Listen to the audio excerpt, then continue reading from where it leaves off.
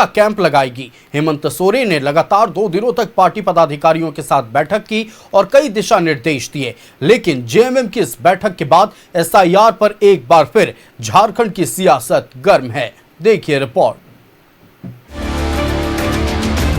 SIR पर हेमंत सोरेन की marathon बैठक, लगातार दूसरे दिन पार्टी पदाधिकारियों के साथ बैठक, जेएमएम के कई विधायक और सांसद भी रहे मौजूद। झारखंड में एसआईआर प्रक्रिया शुरू नहीं हुई है, लेकिन सत्ताधारी पार्टी जेएमएम अलर्ट है। पार्टी के केंद्रीय अध्यक्ष और सीएम हेमंत सोरेन ने लगातार दूसरे दिन पार्टी पदाधिकारियों के साथ बैठक की। इस दौरान एसआईआर को लेकर जेएमएम कार्यकर्ताओं को सतर्क रहने का निर्देश दिया।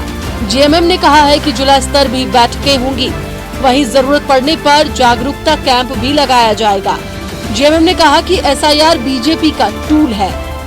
एसआईआर एक टूल है, एसआईआर एक अस्त्र है भारतीय जनता पार्टी का, जिसके मार्फत वो विभिन्न राज्यों में अब सत्ता में आने के प्रयास में है और 1-2 राज्यों में वो सफल भी हुए।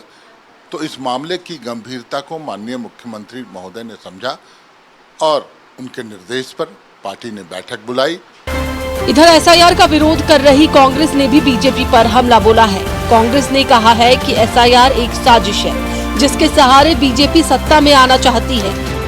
एसआईआर लोकतंत्र की हत्या करने का एक साजिश है और भारतीय जनता पार्टी एसआईआर के माध्यम से लोगों को उसके वोट के अधिकार से वंचित करना चाहती है, उसके भारत की नागरिकता को खत्म करना चाहती है।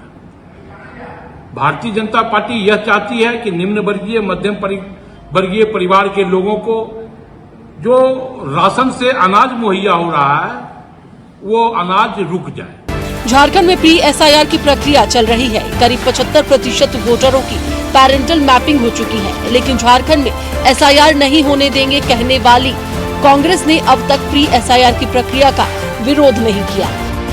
अब जेएमएम की बैठक के बाद एक बार फिर सियासत गर्म है। बीजेपी ने जेएमएम और कांग्रेस पर हमला बोला है। ये तो पूरे देश में चल रहा है, पूरे देश में लागू है।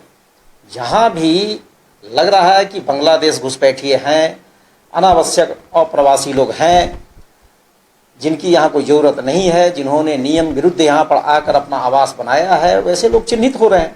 इसमें बहुत चिंता करने की बात तो है नहीं। एसआईआर होने से झारखंड में 12 लाख से ज्यादा वोटरों के नाम कट सकते हैं।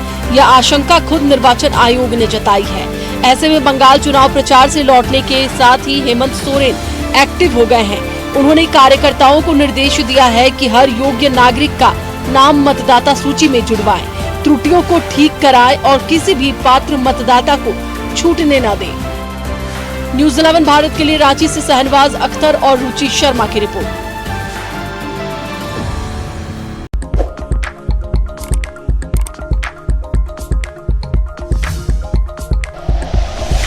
Like and share videos, subscribe करें हमारा चैनल और प्रेस करें बेल आइकॉन।